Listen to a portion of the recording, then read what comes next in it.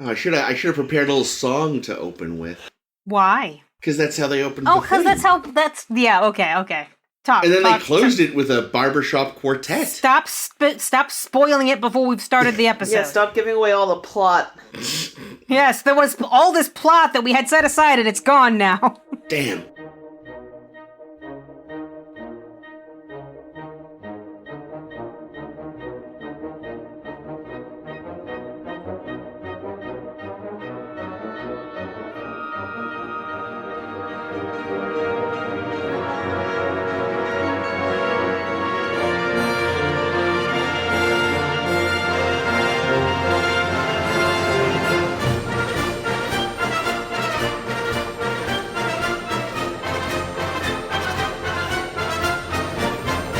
Hello, and welcome to A Star to Steer Her by 10 Forward number 20. Caw.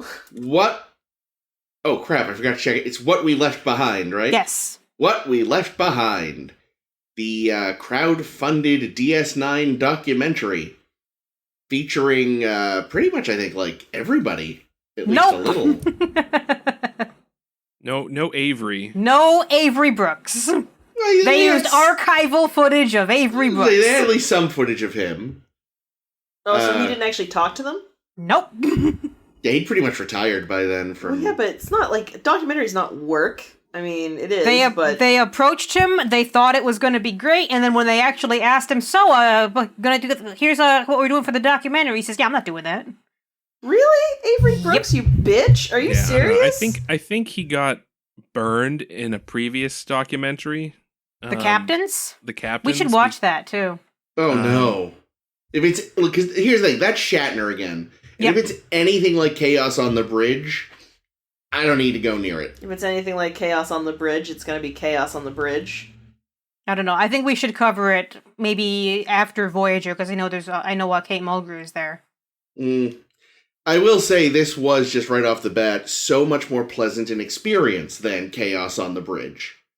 There was 100% less anti-Semitism. And just so much less, like, old, angry people. Oh, you must not have watched the deleted scenes. Well, yeah, no, I actually don't own this, so we had to rent it on, Amazon Prime. Amazon. Oh, I thought it was on YouTube for free. I did not think to look for that. But, yeah, I know. It was worth the $4 in my opinion. Yeah. Well, especially since I didn't pay for it either, but it was worth Chris's $4 to me. I definitely would like to pick it up eventually, because I would like to see the extra stuff, because I know there's a lot of extra stuff. There's a lot of extra stuff, but also, speaking of Avery Brooks not being here, and also the lack of anti-Semitic cartoons and shit, the one thing that he basically told Ira Bear, like, dude, just make sure it's not a fucking Talking Heads documentary piece of people just being angry and telling the same stories that we've told time and time and time and time again. And that's what made Ira Bear think to himself, okay, you know what I'm going to try to do as kind of a way to structure this documentary thing is use as kind of a frame getting the writers together to write a hypothetical season 8 opening episode. But that did make it in, because he did mention that Avery said, don't just make it Talking Heads. Yeah. So that was in the final cut. Yeah, but that's what made him do the writer's room gimmick, which I thought was quite cute. Yeah. I liked it, yeah. Yeah, I think, and I say this as someone who is largely a fan of the new Trek I've seen, I do wish they had some of these people on board for new Trek. Because the one thing new Trek doesn't kind of get that does irk me is the inherent badness of Section 31. Oh, yeah. Oh, okay. Like, these people being the writers who knew that Section 31 would be up to some bullshit. Yeah, like, they're bad people. Like, it feels like the people that write Trek now think of Section 31 like I did when I was 15. Like, wow, this is kind of cool, super secret spies, and not really thinking through the full moral implications of the shit they do. Whereas, unless you're Julian. Yeah, whereas these guys, as, as they were very quick to point out, the creators of it, clearly they were discussing very briefly after Into Darkness had come out, when they mentioned they used them in the movie, but they're ours. Like, they get that these are not good people, and they do terrible things like try to kill someone's gods just so they'll join the Federation. Now, Ames, how torn were you on that plan? Oh, that's where it lost me. That's where it full-on lost me.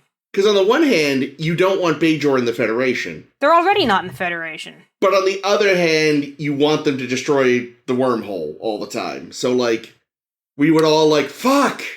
I think it's more important that Bajor not be in the Federation. Fair. There we go.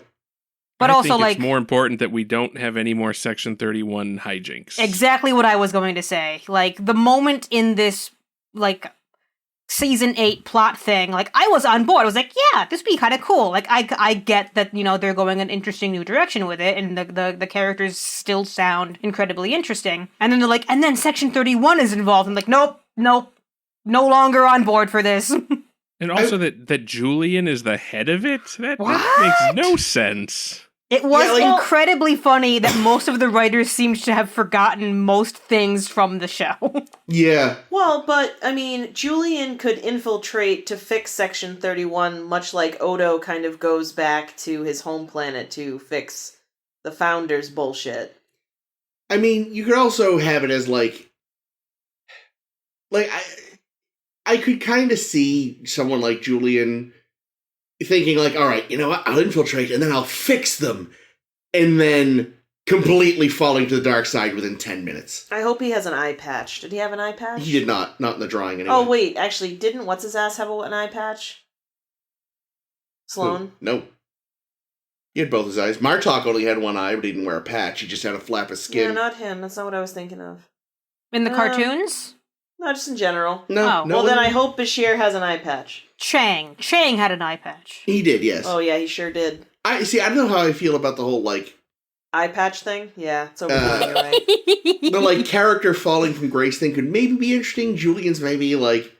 Just with everything they've done, it does feel like, even given 20 years, like, I don't know. But I did sort of like the plot, the idea that... Because, again, that's just such horrible, evil shit that I was kind of intrigued by as a concept. Nope, I'm just done with Section 31. I'd be curious if it was some kind of side effect of his, like, genetic enhancement or whatever that Julian starts to, like... Because I feel like if you're that smart and you're around people that much, like, maybe you start to pull a savior machine and be like, I have to just destroy everything because humanity is If he just trash. Goes like that episode with, the first episode with the augments there, where, like, they decide the best route is just to surrender. Statistical probabilities? Thank you. I don't know, I also wonder, because, you know, as much as, you know, we see little glimpses of what they would go with in this hypothetical plot, you don't see a ton of, like, what exactly has happened in the last 20 years. Like, they mentioned, and this was my favorite thing, they mentioned that, you know, Julian and Ezri are still together, and they say, quote, "It'd be nice to have a happy couple that's lasted." And this is literally a sentence after they discussed a whole lot of Miles and Keiko, and I laughed a lot. You said the same thing. I literally said that. I was like, you mean like Miles and Keiko? Nope. They know what they've done. They said a happy relationship. Miles and Keiko It was were happy fine. once they weren't being written by the TNG writers. Or once they no longer lived in the same house. I mean, you know, that's how my mom and I get along best, too, is with thousands of miles between us. I totally get it. Sorry, Mom. Not that she listens to this or even knows what a podcast is. I will send her this episode. No. Excuse me. Yeah, well, since we're already kind of talking about the season 8 episode, I guess, you know, something that struck me about it is... so, spoiler alert, they blow up the Defiant with Nog on it. In the teaser. In the hypothetical teaser. Well, no, because the teaser was Nog escaping through the wormhole. You're right. At the end of scene 1. Yeah, right after the credits. Or the opening. And, like, the way they approached it, and I know they weren't writing a whole arc or anything, you know, because obviously this was just sort of a thought exercise, but, like, the way Ira talks about it, he's like, yeah, you know, we're gonna blow up the ship, we're gonna blow up Nog, we're gonna let everybody know right out of the gate that, you know, we're not fucking around. And I'm like, Yeah, but that's like shitty writing. That's Game of Thrones. Yeah, that's like, let's shock them to be shocking. That Like, was legitimately, there was this like sub-series of Star Wars novels they did in the like early 2000s. And they just started killing people off left and right to be like, ooh, edgy. We're Star Wars, but we're getting like crazy now. And it's like, no. And also the stories aren't very good and the villains are uncompelling. This is terrible. yeah. Like, I still feel like had they, had their time, they would have pulled like a Cisco, pulled him out at the last second thing. or even, and I'm okay with them killing him off if, and then, later they went back and justified it with, oh, he fell onto this Section 31 plot and they had to get rid of him. But that, they decided to kill him first and then come up with a reason. Yeah, I really hope this isn't how they actually wrote episodes back in the day. Oh, I'm certain it is. Because that's... I will say, though, that, like, the process that they were going through, I really want to become a writer now on a TV show, because that looked like fun. Yeah! If you just sit around, you come up with an opening and then justify it. That's madness. Yeah. Okay, it's like improv. Yeah. Their idea that Vic is now a dying hologram, but that's the thing that tricked everybody into going, was kind of genius, because you'd think, no, yeah, because Vic is basically alive, eventually he'll have to die. That entirely makes sense. Well, and also it would definitely be a suitable lore, because we decided that saving the casino was more important than, the war. So it's definitely feasible that these characters would be motivated to attend. Speaking, though, of dying holograms and killing Nog, I do find it hysterical that the original idea is, oh yeah, it'll be O'Brien, of course. Kill O'Brien. We could just kill O'Brien and really fuck with him. But if we kill him, that means he's not suffering anymore, he's just dead. Yeah, they won't be able to write any future episodes where is tortured. Yeah, or maybe like they blow him up, but like he does, because he's so close to the wormhole, he ends up in a like some sort of time loop where he's just constantly blowing up. That sounds right. Or like it's, they preserve his head in a jar like Futurama, which just sounds like a fate worse than death, frankly. No, it sounds like the original ending of City on the Edge of Forever, dying forever in a supernova. Yes. And then, I could buy that that Vic just wanted to die. That he was just like, fuck this. Because the only people that are still around that like me are Kira, and she's some religious zealot now. And whoa. What do you mean she's some religious zealot now? Well, I mean, she was always religious, but it sounds like now, in their hypothetical here, she's kind of gone to the Kai Wynn side of things. Maybe not in like the being evil, but Well, she's a Vedic now. Yeah. But I mean, letting the Jem'Hadar convert to prophetism and Well, you can't really let someone quote convert. I mean, well, sure, no, they can convert, but then she's gonna make them the army of Bajor. That sounds pretty fucked up. I don't know, and the reason why I don't know if I agree is because, one, they obviously need gods because of, like, how they were cloned, because they had to believe in the founders, and because they literally were made to fight, meaning without having their gods and having their reason to fight, they basically have no reason to exist, and that must be maddening, because it's not like they can do anything else. They, like, don't eat, they can't fuck, like, what else can they do? They must be really confused now that they're frequently living past 20. Oh, gosh. I mean, I'm sure the Dominion has other wars to fight elsewhere. But, it's not like they gave up war. Is that even a thing they're doing anymore? No, they're just not doing it here. But with Odo in charge, are you sure? I don't know. Well, that's what I'm saying. Like, well, if that's the case, then why wouldn't they just stop breeding Jem'Hadar altogether? Well, maybe they did, and these are the Jem'Hadar that are left over that have nowhere to go. But they'd be dead. They don't live that long. Well, they only don't live that long because they die in battle. Yeah, they talk about them all dying off really young, but they never say that that's because they not... Yeah, they never established how long they could live if they weren't cannon fodder. I assume that they just didn't have a very long shelf life, because, like, why... They may Why not. bother? Well, I mean, keeping, you know what keeping happens when something. you assume. That's true. You look like a twat. I do. I'm just kidding. I do love the idea though of a midlife crisis. Jem Hadar, gets himself a sports car, starts trying to be hip. Yeah, their midlife crises are at like 10 years old, though. Not anymore. Or they just become boring middle-aged people, like in those.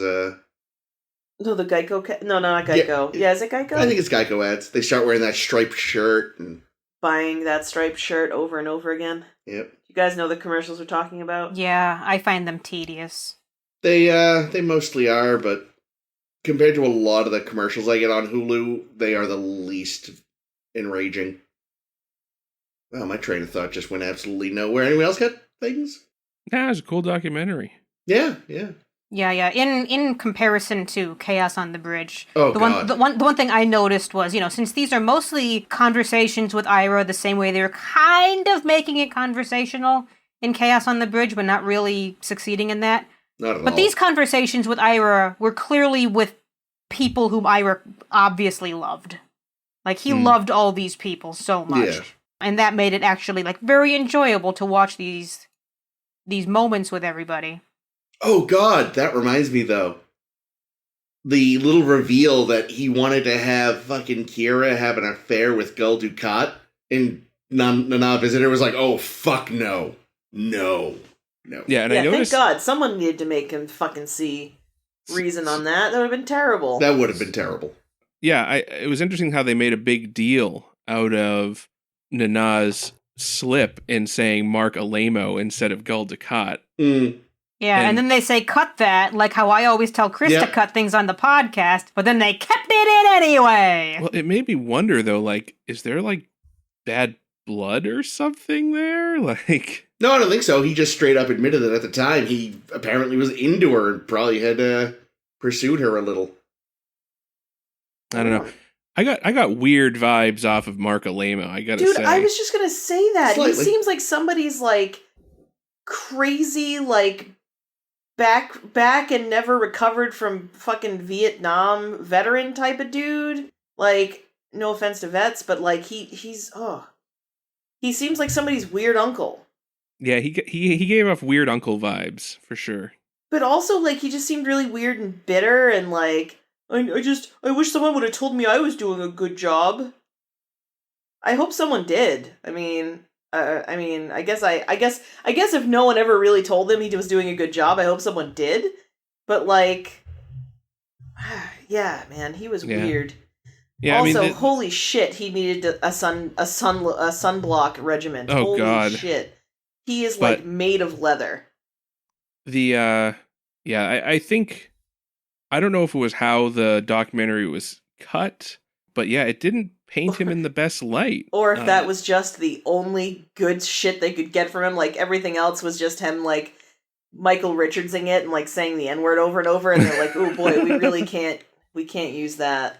Yeah, well, I mean, that whole thing with him being like, yeah, I didn't feel appreciated. It did come off as, like, bitter, and they played this kind of, like, jaunty music behind it to make it seem kind of like it was, like, joking around, but I don't know that it was. Yeah, it's kind of odd that was included, because I know Jake and I also watched the various deleted scenes, which Ira basically admitted, like, oh yeah, a lot of these we didn't include in the show proper, because it's only one side of the story, and which you kind of read the subtext being like, we couldn't get Avery to tell his side of the story for a lot of these things. But yeah, like, why not have that in the deleted scenes? Why was this in the show proper? It didn't seem to add to the narrative. Yeah. I also was totally grossed out that they left in him being like, and I wanted to nail Nana. It's like, no, stop. Yeah, among the deleted scenes, I know we shouldn't really talk about them since you didn't see them and they're not in the movie proper, but I would like to just bring up one of them, which is that apparently there was bad blood between Renee and... Mark Alamo? Avery Brooks. Avery. Like, Renee? apparently... Renee and Avery? They didn't get along too well off set, it sounds like. And again, the reason it wasn't included in the documentary was because it was only Renee's side of the thing. With a little bit of Armin saying, I was there and it was weird. Yeah. So, it's weird. It's interesting. Yeah, that would have been an interesting tail to get the other side of. I still can't believe that Avery Brooks didn't show up to do the fucking thing. Yeah, there were a couple moments when they were doing the hypothetical storyline where they're like, the one person that's missing is Cisco. And I'm like, yeah, from this documentary, too. Yeah, really. Thank you for pointing that out. Yeah. Since you were speaking of Renee, at the end when he was like, and now on my obituary, they won't be able to just say, oh, here's, so-and-so number whatever from whatever show that I don't even know what the fuck he was talking about. Oh, his character from Benson. And I just like, I think first of all that I still haven't gotten over Deep Space Nine being over, because I was crying at the end of this thing as well. I was just like, ugh. But especially when Renee said that, and I was just like, did he know that he was sick? Did he know already that he wasn't well at that point, or was that just some really prescient, really uncomfortable, really prescient thing that he said? Like, I don't know, man. It punched me in the feels. It really, and Aaron too. Watching Aaron Eisenberg being so emotional about this role and so obviously in love with like the cast and the character and the experience, and just thinking that they're gone is, I don't know. Anyway, this documentary gave me a sad. Yeah, I loved it a lot, but it also just made me bummed out. Like, in a way that makes no sense. Like, wow, it's too bad that Aaron and Renee are gone. I'll never get to meet them. I was never going to meet them anyway. But it at least feels like, when they were still around, it was possible. And now it is absolutely not. So, I don't know. Yeah, and it was, it was interesting, seeing, because I couldn't honestly remember timeline-wise if they had died, if either of them had died before the doc was released. And they because they did an in memoriam at the end, and they weren't in it, so obviously the doc had been released before either of them died. Yeah, no, I looked it up because I was also wondering. The doc came out in 2017. They both passed away in 2019. It did not come out in 2017. No. When did it come out? It came out in 2019. May of 2019. Oh, that's weird. I swear Amazon must have had it mislabeled because I think it said 20. They may have passed away later in the year. Well, actually, yeah. Didn't Renee die in like November or something? Like, I feel like it was really late. Also, I don't feel like I can call him Renee. I don't think I can. Aw. Yeah, because I know the fundraiser was going on in 2017, and then okay, here's the story about this fundraiser. The fundraiser, like, they set the goal at 150K, and they're like, good luck reaching that. They reached that goal in 24 hours. And then went on to make, I wrote down that it topped off at $647,000, give or take. Wow. Great. And because they reached all their flex goals, they were like, okay, well, we're going to do a whole bunch more remastering scenes from the show that we display to high def. Which looked awesome. That, pushed back the date that it was going to be released like, whoa. Because it's like 20 minutes of footage to remaster, and it's fucking difficult. Yeah, and they also did a bunch of effect shots.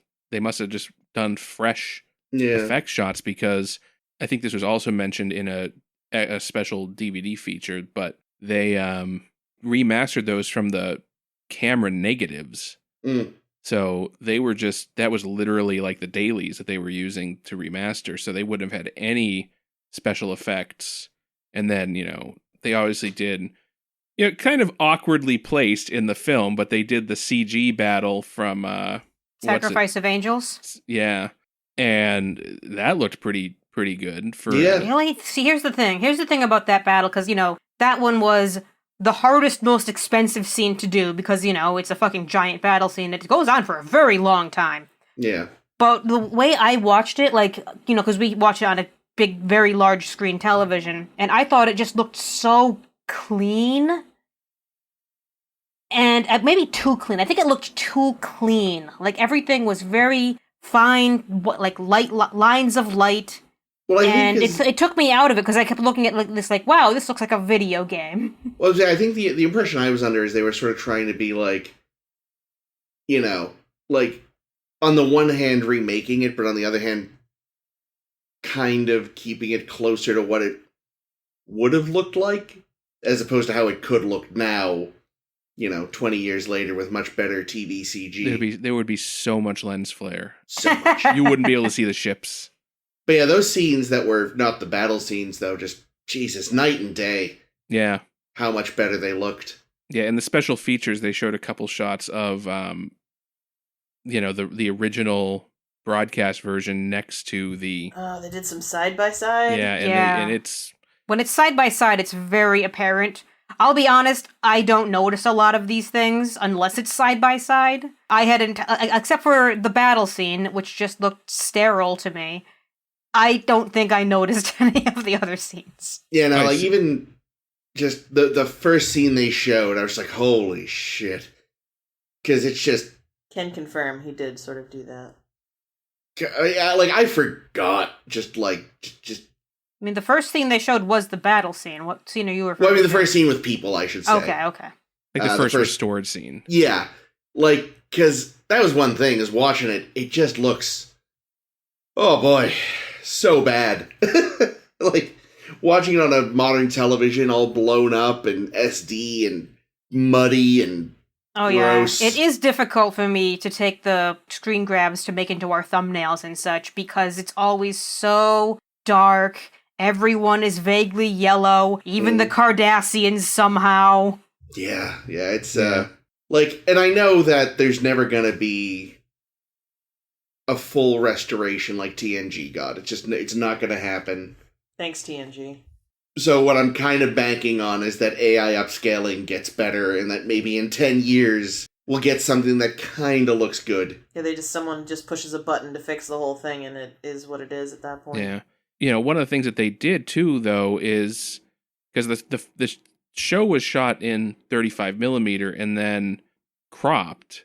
So there's actually the remastered bits that we saw actually included, well, in a sense, both more and less of the frame. Yeah. Than we saw on the show, because it had more horizontal space. Oh, but less vertical? But less vertical. Oh, interesting. Not much less vertical. Not much. Because they showed in the extra features, like, oh yeah, this was the crop that we did.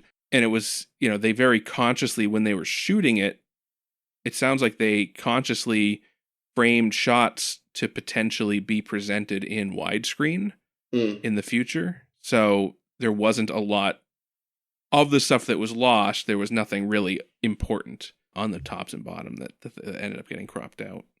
If they ever do this hypothetical, AI upscale thing, I'd be perfectly happy if they kept it full screen, as had bars on the side. That's fine, too. When they remastered TNG, that's what they did. They didn't change the aspect ratio, but part of that was because even though that was shot in a way that could have been made, widescreen, they were not careful, what I read anyway, is that they were not careful about, keeping equipment, filmmaking equipment out of the shot, because they knew, okay, yeah, this is going to be cropped for television, so, it's okay if, there's a boom guy over there off to the side. That's funny. Well, I think that was a problem with, I want to say when they, re-released Buffy at some point, the TV series, they let it be widescreen. But there was a similar issue where, they hadn't been planning on it, so even though they filmed it that way, there was, visible crap sometimes. Womp womp. I just remember reading that fans were livid because it was a really bad re-release. This was years ago, so I might be misremembering. I might have the wrong show. But something like that did happen once, where a show was, that had been full screen, was re-released for widescreen, and they really shouldn't have done that. Yeah, but honestly, the same could be said for TNG. Comparing the remasters to the original is just night and day. And if the quality of the clips that were in the documentary are anything to go by, there's so much there that's on the film that's not in the show, and it would be amazing. So yeah, because that was the CBS. I know you're listening to us. Get on Obviously. Yeah, because that was the thing, too, with TNG was, the version on Netflix was the remastered version. So, Yeah. I didn't have that same, like, oh, right, this is what TV looked like when I was a kid. Hmm. And even, TOS, it's different because it's like it's a 50-year-old show. So I was like, yeah, of course it's going to be kind of blurry and weird. Because I watched, I have the DVDs from the pre-remaster and bad CG version. Yeah. Yeah, I think that would, because what I read because, there's talk of having a DS9 remaster, and basically what was said is that, the TNG remaster did not sell well, mostly probably because the price point, they were selling it $100 per season. Oh, jeez. For the Blu-rays. So of course they didn't sell a lot of them. And then the other aspect of that was that in TNG, a lot of the effect shots were practical, whereas in DS9 they were really starting to experiment a lot more with CG. So they would have to redo all of the Odo transforms, right? Oh no, get some more soap. See, here's the third thing, though. The third thing is, and they brought this up a couple times in the documentary. I think Nana specifically brought it up twice, saying the way people are watching television now is so different from back then. Now you can binge the whole thing on Netflix in a not an afternoon. That's way too little time. But in an amount of time in which you can watch it in a clump. And she's said something to the effect of more people are coming to appreciate this show because you can watch it in the correct order, unlike TNG, which you can watch in any order you want. You can see the character arcs, which DS9 specializes in. See the lasting effects that, different plot lines have on the show. But also it means you're not going to... Do people still buy DVDs anymore on purpose? I mean, I do. Only if it's something I really want to own and it's not streaming anywhere. Yeah, and I think Star Trek's basically going to always be streaming somewhere. Yeah. Yeah, well, I mean, that's the thing. Clearly, streaming is where it's at. So they're not going to do any high-budget project that's relying on... Sales, yeah, box sets. But, if they felt that they could make a lot of money in streaming and get a lot of subscribers with something like that, maybe they would. But then again, people are already paying for the subscription because they just want to watch the show and they don't care that it's SD. Yeah. So there probably is not the financial incentive there to really do that. But here's a related question, because I haven't, I don't watch a ton of TV. I mostly watch Star Trek and sci-fi shows, Babylon 5 and Stargate and all this stuff. But when you look at it and how people, are streaming shows and binge-watching shows, and most, new shows I see these days in existence are incredibly serial. Is there even going to be episodic television in the future that isn't, an anthology series or something? That's a great question. I mean, sitcoms are still largely episodic. They'll have running gags and such, obviously. I don't know. I feel like the good sitcoms these days, I'm thinking of Schitt's Creek and Good Place. They're fairly serial. I'll admit I've not seen those two yet. Watch them, you I know, fuck! I know. My God! Yeah. But Schitt's Creek and The Good Place. Oh, yeah, dude. The Good Place is amazing. And Schitt's Creek So I haven't good. watched, but I really want to. I actually started to. I was Young 5 Sheldon. minutes in... Huh? just randomly said Young Sheldon. Hey, Son of a there bitch. is some deep-ass lore in Young Sheldon, I bet. Don't lie. Yikes. I don't know. They might get Will Wheaton. They always get Will Wheaton. Will Wheaton. How did they not get Will Wheaton on this show? He's on He was everything. in this show. I mean, then again, they almost had Jonathan Frakes in it, apparently, so... He's in a couple little teasers in the special effect, in the special Yeah, apparently there was features. a piece that was filmed for the opener of the movie with Frakes, I see. but that was cut in favor of the musical number and the Garrick. Wow. My God, That the musical number was scene with so Riker sweet. must have been really bad then. It wasn't bad. It was silly. It was incredibly silly. I think it would have been out of place. Yeah. Chris I would love think it. it would have worked better in a Chaos on the Bridge type documentary, I think. Here's the thing. You said that was in place of the musical number in the Garrick. You got to keep the Garrick thing. Oh, I love the Garrick. Well, I liked the Garrick thing. I loved all the Garrick things. Yeah, all the Andy Robinson stuff they did was He's fantastic. so feisty, and I love him. Okay. First of all, Yeah. So there weren't a ton of things in this documentary that were like, it wasn't a making of documentary, and there wasn't a ton of like really shocking, like, oh my god. But there was one thing in this documentary that fucking floored me, that I cannot believe I never heard before. In the 30 plus years that I have watched Star Trek, I have never heard this, and it was revealed to me in this documentary, and I can't get over it. Fucking column? I know! Right! Column Mimi. And I've been mispronouncing it for so long. We figured out Nana Visitor before we figured out column. Which completely makes sense, because Callum, C-A-L-L-U-M, is a very common Irish name. And his just a different spelling. I should have realized at some point. I didn't know that Column was anyone's name. Yeah, no, it's very common. Column. It's very column. I think part of it might also be that, like, Nana is very connected to the fan scene, so goes to a lot of cons. And she's delightful. So you hear her name spoken aloud often.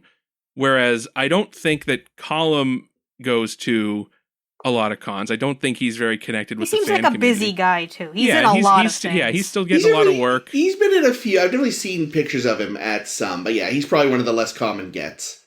So it's probably just that, like, his name isn't spoken aloud as much. We just never heard it until now. Fucking hey, man. I remember when they said that, I was like, why is who is oh my god, he's saying shit. Mm-hmm. Okay, does that blow your mind more than listening to Max Grodenchik? God, why is it hard today? Isn't it just Grodenchik? Singing songs. There's an accent, and I've heard him pronounce his own name several different ways, so I'm going with the most common one. Fair enough. Yeah, that was very sweet. And he wrote the end song. Yeah, Caitlin noticed that. I did notice that. Yep, in the end credits. Yeah, it was funny. It was like, oh wow, look at that. You had to pretend to be bad at baseball, and you had to pretend to be a bad singer. I was surprised by Casey Biggs there. That he was a singer, or just that he was decent at it. Yeah, he also seems like a lot of fun. He seems like a fun guy. Wait, sorry, who's Casey Biggs? Damar. Oh yeah, he did seem like a delight. It's funny too, though, because even like his sort of outfit in the he kind of looked like an older lounge singer, sitting in this wonderful blue jacket, like royal blue. It was a great shade. Yeah, no, he seemed really good. It's certainly a lot fucking better than Mark, weird bitter Uncle Alamo. I did like Alamo's socks. Oh, I didn't notice the socks. He had fun striped socks. It's because you were too busy staring at the rest of him. Eesh. I don't know. I thought the song moments were basically what any Vic moment should have been. Really fucking too long and uncomfortable? What? You didn't like the songs in the documentary? Not much. Oh, well, I liked them. The end song better than the start song. I will say that. I thought they were sweet. There was going to be songs. It was Ira's project. There was going to be songs. I didn't see it. I didn't see it coming. I was broadsided by these songs. Just be glad it wasn't Jimmy Darren. Although Jimmy surprised Darren was Darren. pretty delightful, I'll say. He still looks great too. I know, right? Yeah, he didn't age a fucking day. Jimmy Darren. Oh yeah, no, he looks exactly. That's crazy. Like he's definitely kind of got some old man neck going on, but that's like all that's changed. Turkey neck. By the way, I looked up the release date on this, and the internet is very confused.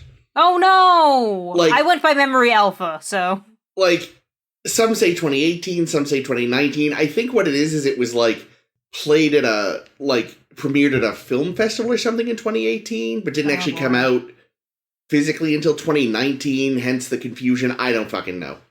That's confusing. Yeah, it's so there's literally a couple different dates online. So I was gonna say that I loved how obviously how obvious it was that Cassidy's actress kind of had a thing for Avery Brooks. I'm not sure if it was for Captain Sisko or if it was just for Avery Brooks in general, because she was like, oh my god, it's Hawk, it's this, it's that, it's, you know, the whole thing. And she was like, he was just sexy, he was this. I was like, oh girl, I wanted to touch his head. Penny, stop. Yeah, speaking of hasn't aged a goddamn day. Yeah, she didn't age at all either. She looked great. Yeah, she's in the Orville and she still looks damn good. She's in the Orville? Yeah. Son of a bitch, that's a she's good the reason to doctor. watch that show. Not that I needed another good one, but there's Well, supposedly another one right they've been filming the next season. So there. I that's heard what that Yeah. actually. Yeah, season 3. I know they started filming. Production has started at the very least. Okay. Oh, and also, in answer to your earlier question, allegedly, they're going to try to be episodic with Strange New Worlds. Right, that's Oh, true. right, That's yeah. true. Which I think would be appropriate for that. Yeah, yeah, I'd like very. that. I mean, I wouldn't mind a more sort of Monster of the Week trek. I think the many circles of fans have been demanding it. And as much as I don't like catering to the whims of the fans, especially the more toxic ones, I am looking forward to Strange New Worlds. Well, the thing is, like, I feel like the people are like, come on, guys, you know, they don't all have to be a. Like, I feel like that's one of the things the toxic fans don't talk about because they're just too busy being angry about women and Black people. gay people and all that. Like, they don't even go on about the serialized part. I think if anything, Strange New Worlds so far at least seems to be like listening to the not angry fandom. People were like, wow, Captain Pike seems fun. Maybe he should have a show. Huh? And they went, okay. It's like, hey, maybe it should be like normal, huh? And they're like, okay. Well, Now, we'll hopefully see. they don't overdo it. You can definitely overdo it. I hope that history will show that Anson Mount's character stayed on because Anson Mount started a Keep Captain Pike campaign before his episodes even premiered, you know? Nice. I think that would be tight. Bring back Argyle, just for shits. God, Yes. yeah, really, why didn't... Oh, Argyle wasn't in the show. I almost was like, why didn't Argyle show up? He should have. He Idiot. should have just been there for no reason. That's the second time you've done a little bit of a Scooby-Doo laugh, Ames, and I fucking love you for it so much. You're like, twice, you just be like, Ree! And I'm just like, okay. Excellent. So other things in this doc that were interesting. Terry Farrell. Tell us They more. kind of sorta talked about the Terry Farrell situation without naming names, which kind of felt a little I don't know if they just didn't want to piss off. Cop-outy, would you say? Yeah, like maybe they didn't want to piss off Berman because Maybe they Well, didn't that's want the to thing. get sued. Berman being there is proof that they were obviously maybe not as hard on Berman as some might like. I mean, I Yeah, guess but you can't just leave him out, but on the other hand, couldn't you? Yeah. Well, the thing is, he wasn't actually in a lot of the group stuff. Like, the group thing he was involved in wasn't actually for the doc. That was a Variety reunion photo shoot. Oh, yeah, The the one that caption has that mentioned. beautiful picture of Renee, Armin, Nana, and Terry that Yeah. came out when Nana released that, didn't she, when she wrote about Renee's passing, I feel like she used that picture or I something. think she did, yeah. Yeah, those photos are fantastic. yeah. But yeah, Yeah, there's they definitely... show that photo shoot in the special features. They showed part of it in the doc itself, too. They did Mhm. show it. Yeah, Yeah. I think that was the one time he was sort of with everyone else. Which, yeah, everything else he was sort of up and over there. The group thing that they had, that looked like it was happening in a hotel room, I'm pretty sure must have been filmed at the Las Vegas con that they kept showing. That sounds right. And Which what was just happened interesting, again, didn't it? That was recently, wasn't it? yeah, they do it every year, except probably last year. But what was interesting is I thought I saw a shot up from that con. I'm assuming it's from that con, and I thought Avery was on the stage. So that means that he was there and just didn't even want to do the group thing. I don't But know. Maybe, There were maybe it was many. a different shot that I'm mixing. There up were then. many moments seeing Sirach Lofton. I'm like, Avery Brooks. Nope, Sirach Lofton. He's He's an really adult is and a thirst trap. transforming into Cisco slowly. Like if they ever do like a young Cisco series, although he's probably about the same age as Avery was at the start of DS9, they should definitely tap Sirach. Right, 'cause they make it tongue in cheek. They can call it Not So Young Cisco. yeah. he even doing the shave head and the beard now.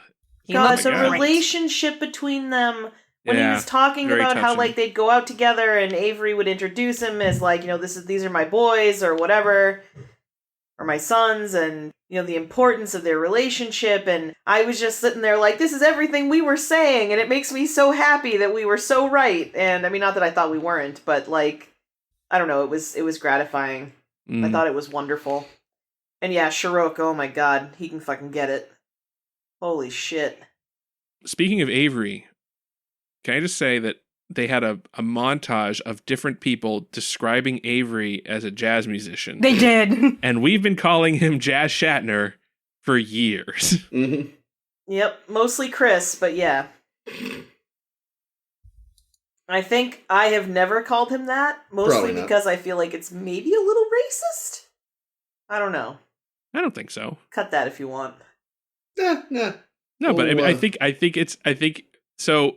I haven't seen the Captain's documentary, but it sounds like part of the reason why people reacted negatively to him in that documentary was because he was responding to questions by playing In scat? Well, no, by playing the piano. I can't tell if you're joking or not, because it sounds like something he would do. No, because he is the aloofest man in the world. Because I haven't seen it. This is only what I've read about it. That in that doc, he plays the piano to respond to questions. I kind of do want to watch this doc now. I should watch this doc. Let's do it. Well, there's the thing is there's a separate one for each captain, right? It's not like a singular. Do they all answer questions by piano or just Avery Brooks? I think it's one film called The Captains with interviews with each of the captains at the time. Yeah, hosted by Shatner. Oh, okay. Ugh. Does he interview himself? Yes. I got such a great performance out of me because I respect me so much. Oh Classic. My god, yes, that's Futurama, right? Yeah. I was about to say we should do that as a 10 forward, but we did that ages ago. We did. They should, we could do it again.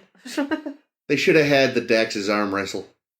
Yeah, actually, I will give a lot of credit to Ira Bear because, they were doing the, what are the different difficult topics that we covered on Deep Space Nine? And he says, no, we didn't do anything like the job we should have done with the concept of sexual orientation and sexual identity. You can't just say, oh, but look, we did Rejoined, and say, check it off the list, because that is not enough for this show. Yeah.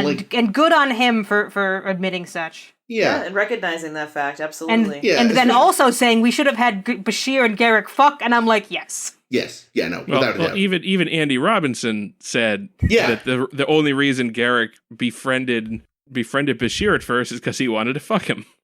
Which is amazing. I had heard that before. I didn't realize that this was what that was from, but it was definitely exciting to hear it straight from the Garrick's mouth.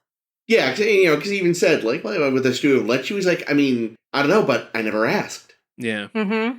But man, what an interesting unexplored, not just like the sexuality aspect of that, but what if it turned out that one of the reasons why Garrick was exiled from his homeland was not just, like, we all assume it was something that happened in the Obsidian Order, but maybe it wasn't at all. Maybe it just was like, oh, it turned out he was gay, and that's not okay in the Obsidian Order, so now you're exiled. I mean, considering how obsessed the Cardassians are with family, it might just not be in Cardassian culture. And image and toughness and, like, like that would have been, I think, a really interesting aspect to have been explored on that show. Yeah. Definitely. Very, very mild tangent, because it's still related, but not. I'm like halfway through Andrew Robinson's novel now that we were discussing. Was it last week? I've lost track of time. A Stitch in Time. And it's quite hot. Oh my. So I recommend. Oh shit, it's hot? And it's very, well, I haven't found like a full-on like sex scene or anything, but there's a lot of Garrick looking at people and being like, like that. Yes, I would fuck him. That's wonderful. Yeah. But yeah, it's it's like you said, Jake. It's not a making of, really. It's people sort of getting together and reminiscing. And again, like we said, it's so much more pleasant than Chaos on the Bridge. Like, it makes you wish, because most of those people liked each other. Yeah. I also read that Ira Bear was approached to make a graphic novel out of the Season 8 pilot concept, but declined. And I'm like, but I actually kind of thought that was kind of cool looking. Yeah. Why don't you want to make money, sir? I mean, presumably it would have involved then making the rest of the story, which maybe he was like, eh. The rest of the story is all there. They plotted out the whole thing. No, like beyond the, like they maybe probably wanted to make a whole season. Oh, to make the whole season. I don't know if they would do that. Yeah, that's true. But just one episode, like. Yeah, but who would want to? Who would read a Nerds. graphic novel that has just a cliffhanger that didn't go anywhere? They probably actually did want to do a full thing, because I know that there's been some success with doing, like, additional seasons of the Whedon shows as comic books. Ugh. Like there's. I've heard good things about the Shepherd book comic book. Yeah, so I mean, they may have been hoping to get something like that going. He's like, I don't want to. Shepherd comic book. They were like, I don't want to commit to something that big. We were spitballing, and we set up all kinds of bizarre shit I don't want to have to figure out on my own. But then they had someone actually illustrate for the telling of it, and the comic style of of watching this was way better than the comic style of whatever the fuck we saw in Chaos on the Bridge. Oh, that's true. Although I will say, I wish they had settled on a goddamn uniform. I didn't notice. Oh, they kept switching. Like, Ezri was in the, like, visitor-style future uniform. Other people were just in the First Contact uniform. Others were in the First Contact uniform, but the gray parts were in their department color. It was weird. Wildly inconsistent. I don't know. The one costume thing I did notice was the lack of costume when they put naked Jake in a void, which is my every nightmare. I mean, if you're alone in the void with him, it might be kind of like, hello. It's just you, me, and the prophets, and my dad. Also, it's pronounced Jaked. No, here's the thing, though. Because time Thanks, you're welcome, Ames. in the Celestial Temple is weird, it could have been a time he wasn't there. But he's there at all times, because time is goddamn confusing as hell. Shit. You're probably right. Plus, he appeared to have either a wife or a significant other, and I don't like to think of Jake Sisko as a cheater. So one of the recurring things that kept coming up on the doc was reading apparently contemporary criticism of the show, just bashing it for not being TNG. Yeah. And it was interesting why they spent what felt like an inordinate amount of time doing that. I did seem love like a lot of time, didn't it? I did love Andy Robinson reading, because he just lost his shit in the middle of reading whatever this scathing response some fan had. And he's like, what is this? What am I reading here? See, the reason for me that it was kind of interesting was that because they spread it out the way they did, like, you don't realize till towards the end that this was a letter somebody would have written, either late season 6 or early season 7, because it mentions Vic. And at first, I was like, oh, this is probably from, like, when the show was new. And it was just like, no, you're some insane little bastard, like still exists today, who watched this show for 6 years, and then wrote an angry letter. Like, just don't watch it. That's what I don't understand with these people. Like, if you don't like the show, and you haven't committed to watching it because you're on a podcast like an idiot, don't watch it. There is, like, especially when you think about Deep Space Nine, like they even said in the documentary, it was never on its own. It overlapped with TNG and Voyager pretty much the whole time. There's maybe a brief period where it was not. Yeah, there was like a couple of months, I think, between one ending and the other beginning. You know, you can't even say, like, well, I wanted Trek, and it's all that there was. It's like, no, you had Voyager. You had TNG. To quote Shatner, get a life. Like, if I don't like... It's this bizarre thing people do with all sorts of entertainment, but it's just like, if you don't like something, stop watching it. There's so many other things to do. Like, yeah, alright, back then, we didn't have quite so much directly at our fingertips, but certainly nowadays when people are moaning, it's like, do you see how much absurd amount of content? Go watch Ted Lasso. That's apparently great. You know, like... The ads make it look very funny. Yeah. I don't care for the accent. That's fair.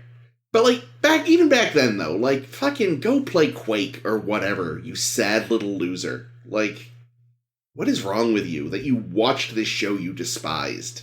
Well, and again, people still do it now. It's I this know. hate watch thing. It's like Yeah, people who, like, hate Discovery, but won't stop watching it so they can stop telling us how much they fucking hate it. It's like it's just... almost a meme. I mean, it is a meme that no one hates Star Trek more than Star Trek fans. Mm-hmm. Ugh, it's just like, yeah, I know. It's ridiculous.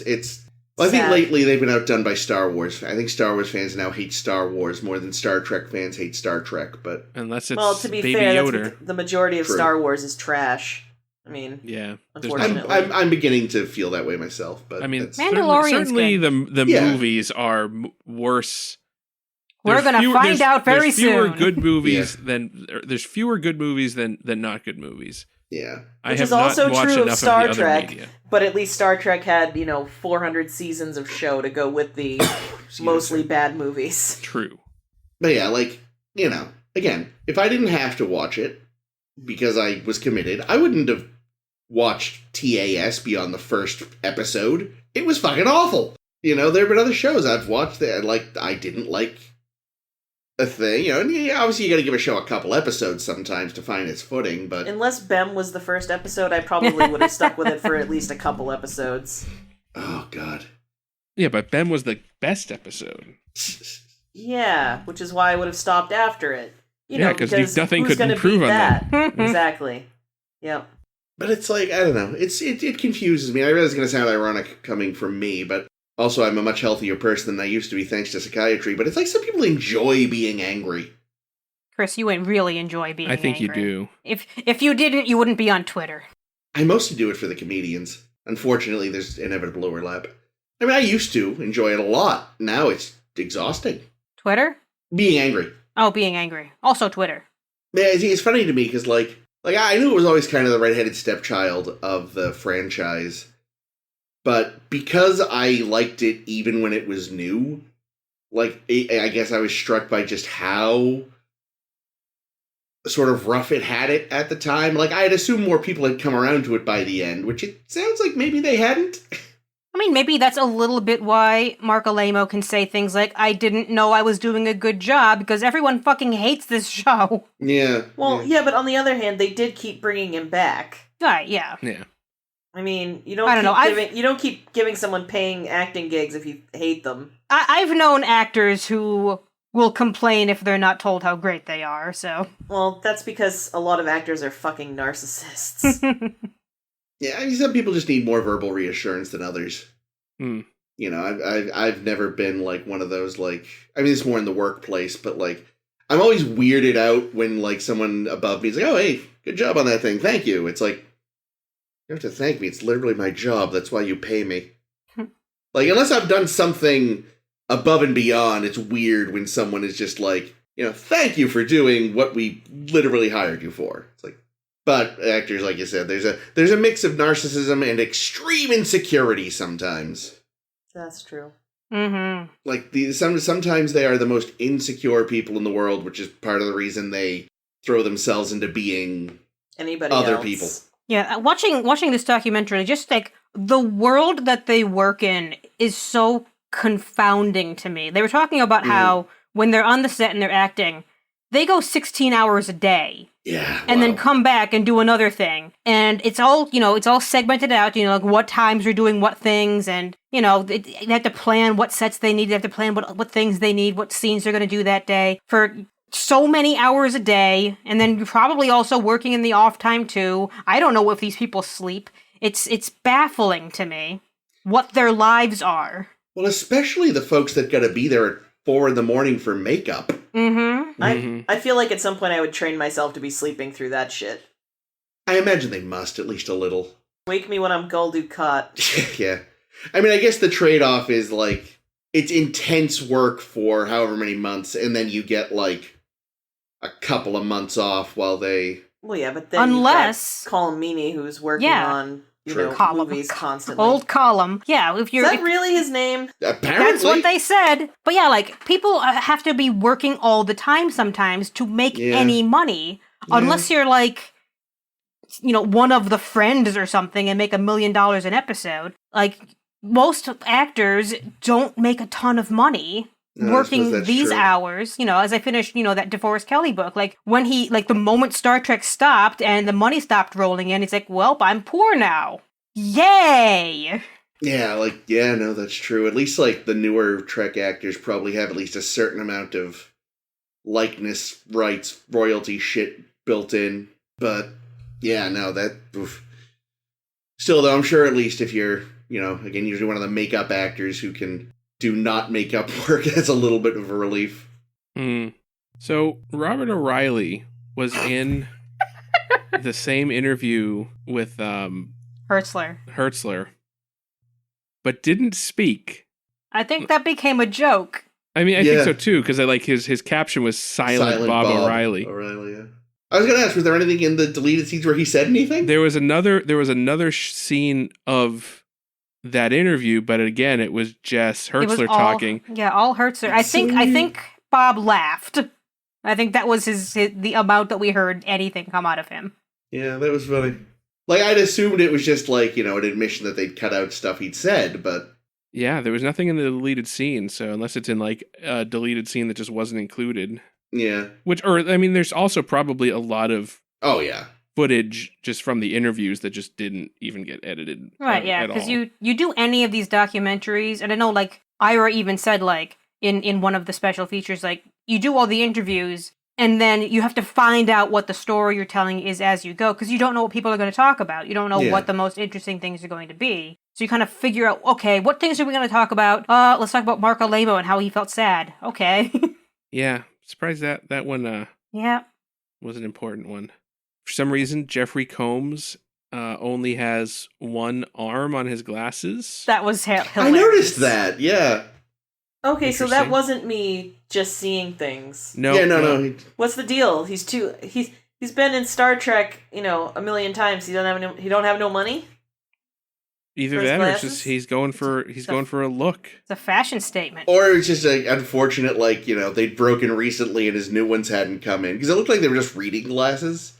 So I imagine you don't need to have them on constantly. You're like, I'll get them fixed eventually. Yeah. And then suddenly you're on a documentary and you're like, oh, fuck, everyone's going to see that I'm lazy about my glasses. Yeah, you know what they say about Vorta. Good hearing, a bad vision.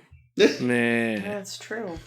And I love him. Everything about him. Every time I see more of Jeffrey Combs, I love Jeffrey Combs more. And I can't wait. Now I can honestly say that I can't wait for Enterprise. Just because I know it's going to be more of that sweet, sweet Jeffrey Combs action. So I feel like, looks like your hopes too high, but you can look forward to the episodes he's in.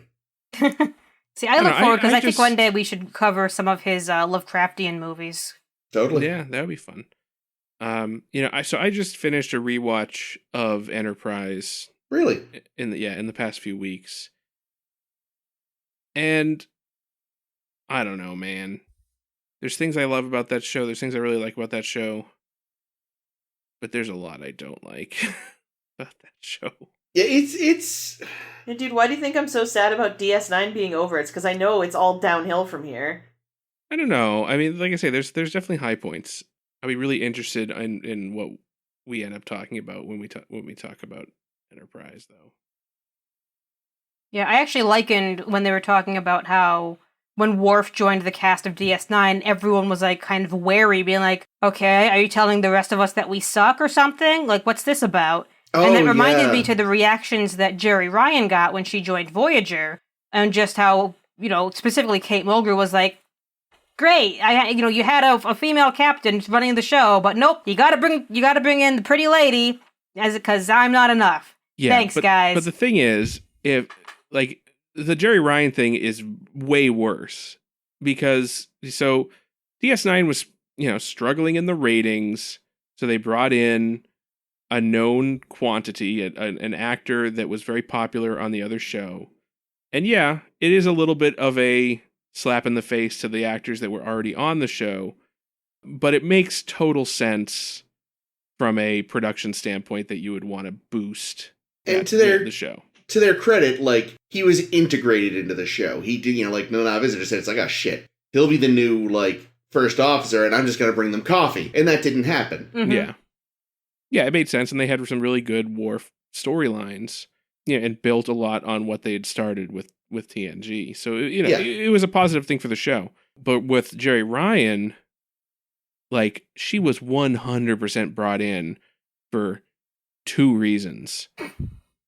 And we all know what those 2 reasons are. The storytelling and Well, what's funny though is, like, as much as she's, and I think we'll probably talk about this a lot more in the future, but, like, in my opinion, they brought her in clearly for TNA, and then ended up developing, like, almost out of spite. The writers are like, no, we're gonna make this an actual fucking character. And it turns out that Jerry Ryan is actually also a really great actress. So we're going to actually create a really complex, interesting character and have some really awesome stories.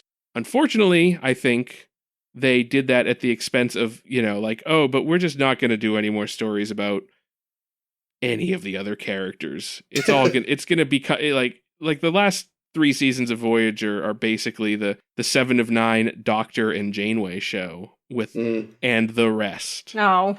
Here on Voyager's Isle. Here on Janeway's Isle. Yeah, they were only going into the Badlands for a 3-hour tour. Yeah. I did just check. We should, if production begins as soon as possible, the Voyager doc was funded. Oh, word. So maybe it'll be ready when we finish Voyager. Then when are we going to watch The Captains, goddammit? At some point. Partway through Voyager. Yeah. Surprisingly... Or, like you said, at the end of Voyager. Because I contributed to both the DS9 and the Voyager campaigns. Oh, yay. And my name was in those credits, kids. Nice. And I think the Voyager one actually made considerably more money than the DS9 doc in Indiegogo, which surprised me a lot.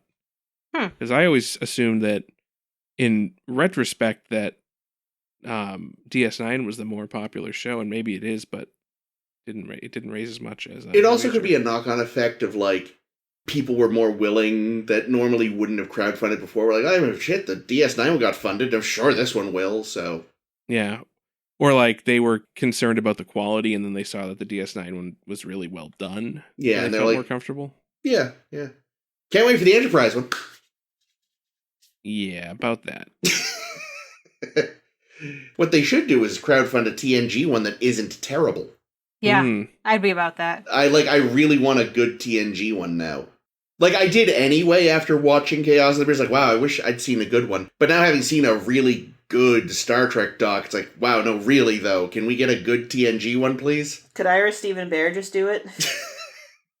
Yeah, but it is very clear that Ira Stephen Bear got a really great performance out of Ira Stephen Bear because he respects Ira Stephen Bear so much. He's such a weird guy. I loved his glasses. I regret that I have such a fat head they would never work on me. Yeah, but he definitely he's a weird dude. Like the poster for the documentary is him. Oh, yeah, a photo of him holding the station. Yeah. Yeah, I've seen the Blu-ray on your shelf, so okay, Ira. It's the Ira show. Do we have any other final thoughts? It's pronounced column? I know, that's really, like... Yeah, shocking. Absolutely. Yeah, I had shocking. no idea. I somehow completely missed that. Yeah, it was so bizarre. Well, then I guess... But what if I want to still call him Cole Mimi? I mean, I'm not going to stop you, but he might. He'd have to hear me. I feel like we owe a massive apology. Yeah, we've been pronouncing his name for years. 12 seasons. Since TNG. Yeah. Yeah. And, like, most of the time I just call him Curly, so... Well, being fair, Curly's what we call the chief, not what call him. That's true. I call him Curly. Actually, in Gaelic, that's what column translates to. It's Curly. You know, if that is actually what it is, that would be fucking hysterical. It would be. Yeah, I don't have any really other thoughts. I loved Armin Shimmerman. Oh, he's a treasure. He really is. Yeah, he did a great job. There was a really good I think it was in the deleted features, so I'll just tell you about it, where he was talking about how he met Grodenchik, where they were both auditioning for the role of Quark, and Armin saw Grodenchik after the audition, like, and went up to him and said, "Oh, I hear it's between you and me for the part." And Grodenchik, like, in his mind's like, "Oh man, this guy's he knows the producers or something, like somehow he has this inside information." And then Armin was like, "Well, because you and I were the only two short guys in there, so it has to be between us." I love their friendship too. They are so sweet. Yeah.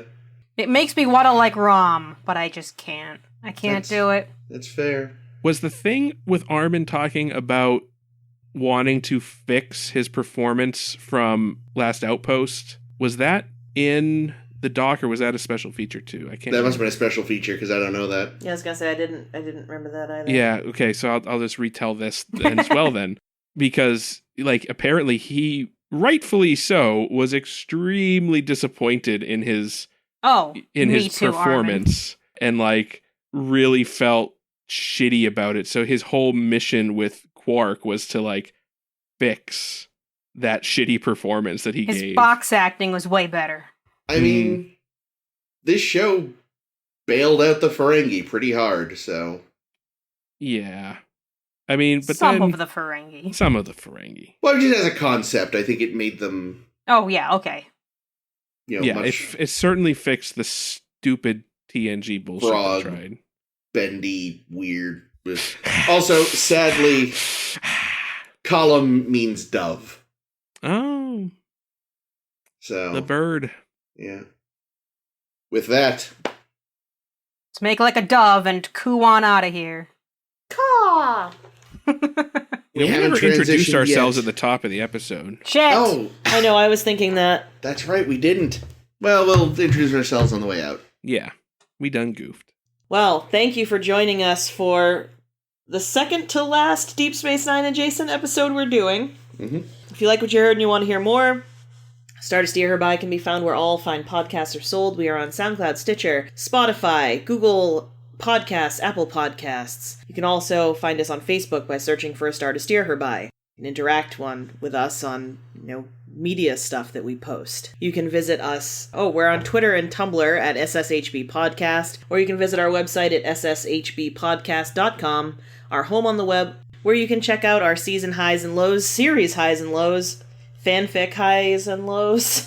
Hey, all our fanfics have been fucking amazing. Don't expect much out of mine this time, guys. I've started it. I'm not loving it, but and it's kind of silly. So no great. You didn't get Ferengi. It's going to be one of Chris's top 5 episodes. Yes. Right along Time Zero Part 1. Yeah, Forever. It's Vic Fontaine and Michael Eddington Spring Break Extravaganza. Oh my god, I love it.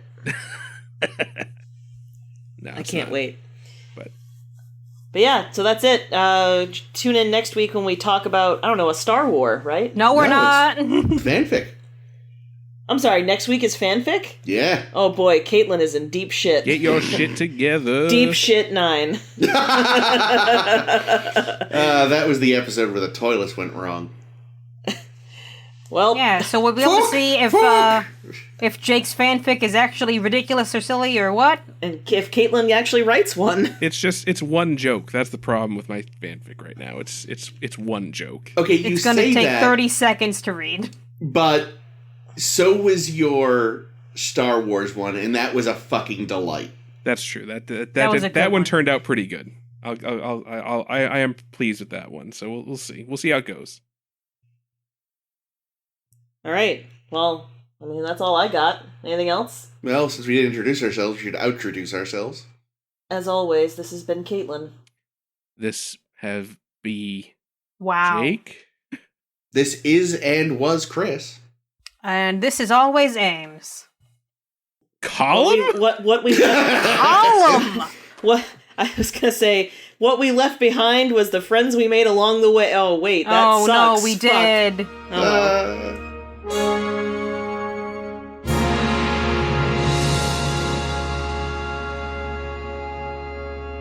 Yeah, I worked with a guy once in IT who, at like a big department-wide meeting with like dozens of people at it, said, "Oh, I think it would be a really good idea if we had more opportunities to be recognized for doing good work."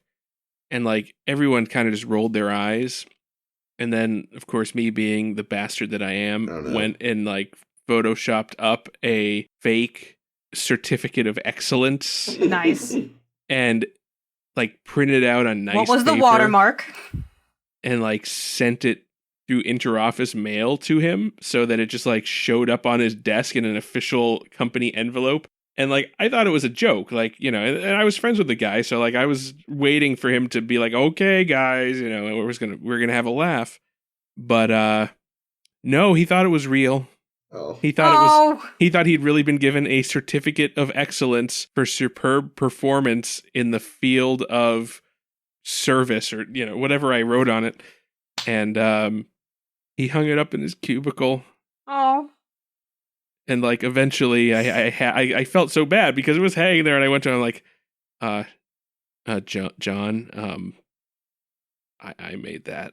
And he looked disappointed for a moment, and then was like, "That's great. Oh, I'm leaving it up." And he left it up. Yay! There's a good ending to the story. That's good, because I was just like, oh shit! I was expecting like a shot, like a long shot on The Office of like heartbreak on his face. You know what I mean? I don't know. I was just. Oh man,